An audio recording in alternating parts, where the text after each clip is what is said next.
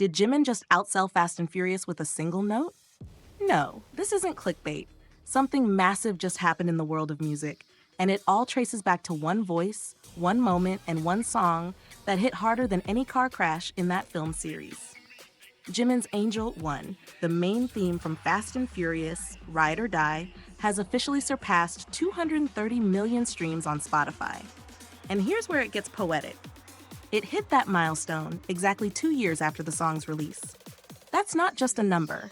That's 2 years of people around the world pressing play on heartbreak, adrenaline, and hope, all delivered through Jimin's voice. Let's take it back to the beginning. May 2023. Fast and Furious, Ride or Die was dominating theaters with its usual chaos. Cars flying through the air, impossible stunts, explosions every 5 seconds. But while the action was loud, the moment everyone remembered came with a soft piano, a haunting melody, and a voice that sounded like it was made of stardust. That voice? Jimin. This was historic. He wasn't just featured. He was the first Korean singer ever to be included on a Fast and Furious original soundtrack. That alone was enough to turn heads. But when Angel 1 dropped, it didn't just complement the movie, it elevated it. He joined forces with Kodak Black, NLE Choppa, JVKE, and Muni Long, blending rap, pop, and soul into something unexpectedly cinematic. But let's be real, Jimin's part, that soaring falsetto, that vulnerability, that's what made people stop breathing for a second. There's something about Jimin's voice. It doesn't just sound good, it hurts. In the best way. It's like he opens a door to something you didn't know you were feeling, until you hear him sing it out loud. And the world noticed.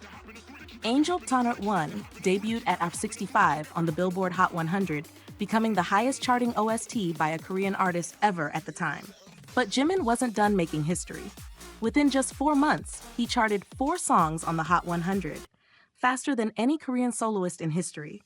Among them, Like Crazy, Vibe, and of course, this track. The song also debuted on the Billboard 200, hit #1 on the digital song sales chart, and broke into the UK's official singles top 100. 4 days after release, it was already #1 on iTunes in 100 countries. And even now, 2 years later, the momentum hasn't stopped. The track is still gaining streams, still being searched over 600,000 times on Shazam. That's not just a hit, that's a legacy. But here's the part that gets me.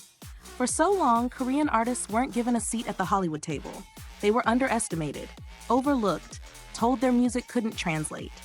And then Jimin came in, not just as a guest, but as the emotional core of a major Hollywood film soundtrack. He didn't adapt to the system. The system shifted around him. There's a reason people connect to Jimin the way they do. His voice isn't just technically stunning, it's honest. There's no wall between you and what he's feeling. Whether it's love, loss, longing, or liberation, he sings it like he's lived it, and you feel like you have too. Now, 2 years later, Angel 1 has become more than a song. It's a reminder of how far music can reach when it's fearless. It's a symbol of how K-pop isn't just a genre, it's a global language. And Jimin? He's one of its most fluent speakers. So, what comes next? If this is what 2 years looks like, what happens in 5? Or 10? What other rules will Jimin quietly shatter just by doing what he does best? We don't know, but one thing's for sure, we'll be here, listening. If this song moved you, if it made you cry, scream, heal, or all three, hit that like button, subscribe for more, and tell me in the comments.